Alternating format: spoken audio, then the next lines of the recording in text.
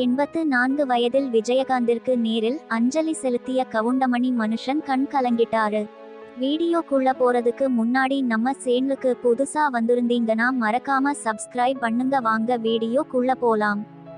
சென்னை சின்ன கவுண்டர், வைதேகி, காத்திருந்தாள், சேதுபதி IPS உள்ளிட்ட பல படங்களில் விஜயகாந்துடன் இணைந்து நடித்த காமெடி ஜாம்பவான் கவுண்டமணி விஜயகாந்த் மறைவு செய்தி கேட்டதும் மனமுடைந்து போய்விட்டார்.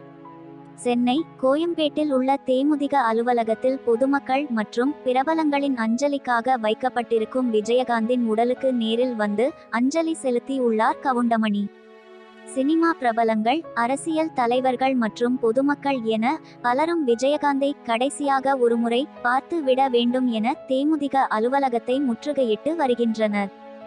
விஜயகாந்துடன் கவுண்டமணி 80களில் சினிமாவில் ஏகப்பட்ட கிராமத்து சப்ஜெக்ட் படங்களில் நடித்து மக்கள் மனதை வென்றவர் விஜய்.